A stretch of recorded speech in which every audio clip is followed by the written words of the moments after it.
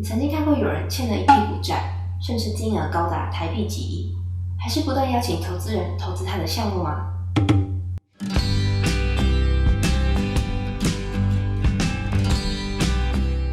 ？Hello， 大家好，我是思婷。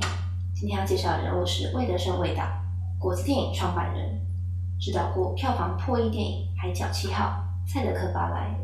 频道以后除了有正能量明星的介绍，也会琢磨电影人经历和电影作品。当有一个终极且崇高的梦想，就需要无数小事和大事的累积，最终能量爆发。经历无数漫漫长夜后迎来的成功，是别人的津津乐道，也是自己的默默耕耘，最后获得丰美的果实。魏德圣本身毕业于远东工专电机科，当兵时认识一位世新电影的朋友，从他对电影的谈论中，让自己对影片创作的喜爱萌芽，开启自己电影人的人生，真的太神奇了。我大三时有位教影片创作的老师，本身大学是电机系毕业，之后博士读的是电影艺术创作，真是一种异曲同工之妙啊。学校中认识3位学长就是电机系毕业，现在都从事影片创作。大家好，我是身边电机系朋友，搞不好未来就有影坛新星哦，再炫耀一番。魏导除了有长片电影的指导、制作和监制，也有短片、纪录片的实力累积，还有剧本制作。短片例如《黎明之前》担任导演，《雨过天晴》担任监制等。在长片电影担任导演的作品中，除了家喻户晓的《海角七号》、《赛德克巴莱》，还有52赫兹我爱你。1996年杨德昌导演《麻将》的副导。2014年描述日治时期台湾嘉义农林棒球队 Kano 的监制和剧本。在电影圈最常有的是从制片转战导演，再来就是演员和编剧挑战当导演。制片在电影的角色就像是统筹者，帮导演的梦想起航，但也要理性的在风暴即将来临前转舵驶离原本航道但相对安全的路途。如果导演是感性达人，那制片肯定要是一位理性圣人了，不然导演可能为了达到更好的影片效果，会让整个剧组没有时间休息，资金像泡澡后流到的水一样一去不回。而讲好故事的2大核心重点就是情节设计和人物刻画。导演在和演员导戏时，要足够清楚且认知人物故事脉络，才能不拖戏，又可以让演员进入角色。拿之前自己在分析台湾戏剧讨论的数据来说，一个剧最容易被喷的，不就是演技硬邦邦和故事逻辑大打结？预告片讲得多好，观众看完后心里就有多恼。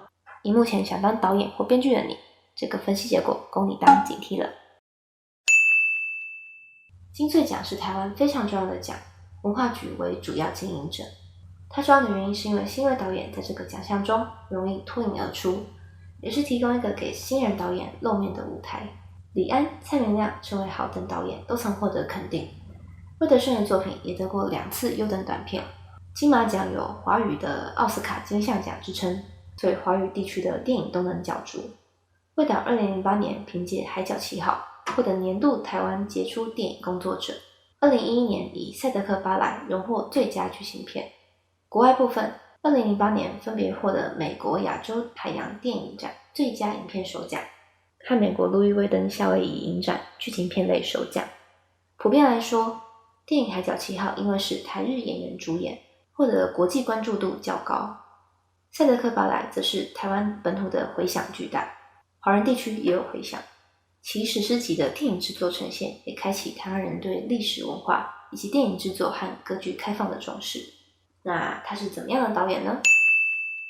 在读过导演巴莱特有种魏德圣的《赛德克巴莱手记》后，理想化的魏德圣其实常面临资金和台湾技术的困扰。我觉得身为导演和编剧，他会很想完美制作电影，再加上电影呈现的主题很庞大，投资人驻足不前或嘲讽都会让他很火大，因为他得不断说服他人，他做得到，票房收得回来。魏导很感谢中影的郭董之前投资他5亿台币制作《赛德克巴莱》，借了紧缩的预算和积欠工作人员薪水的燃眉之急。顺带一提，赛德克巴莱团队除了主要为一般的台湾人和原住民，还有韩国特效团队、日本场景美术以及中国武术团员。以当时的负债状况，其实很快的就让这些资助的资金又花光了。可以说就是超级刺激。我超级佩服他的心脏和对信仰的坚定。总的来说，魏导是位对美学细节都很有坚持和想法的人，得拍就是要拍，但太容易低估拍摄的预算和突发状况，所以核心团队的心脏也是一等一的强大。票房那些都是大众看见的光鲜亮丽，谁能知道拍摄期黑暗的辛酸无人知。台湾电影真的得谢谢这些意志坚定的人。目前筹拍的台湾3部曲，从2000年魏导就开始筹拍，也就是剧本已经完成超过20年，它已经酝酿很久了。描绘400年前，也就是17世纪大航海时代。2024年就是台湾站上世界舞台的400年。3部曲是利用3个族群：西拉雅人、荷兰传教士、汉人海盗，从3种角度描述那个时期台湾岛上的生活。其实跟斯卡罗的概念很像。台湾从以前到现在就是多个民族生活在一起，我们应该要更多了解其他族群的观点，共同了解台湾。除了有电影3部曲，还有1部纪录片和1部动画片，光是拍摄预计就需要45亿的金额预算。以之前魏导的高要求和精力，高几率会超过预算，再加上他打算在台南打造丰盛之城文化园区，这个搭建的费用预算高达140亿，搭建的场景会留下。除了变成观光景点，也能保留文化跟魏导团队创下的历史。这么高额的金额，投资人其实不敢直接投资，因为不确定之后票房、门票等能否把投资的钱再赚回来。毕竟人都怕风险，也怕理想很丰满，现实很骨感。但魏德胜的梦想比起让投资人赚钱还要更高得多。他希望由台湾人自己来守护，打造这个一直属于世界的台湾。利用群众募资的方式来筹款，分成4阶段的筹款计划：搭景、拍摄、后制、发行。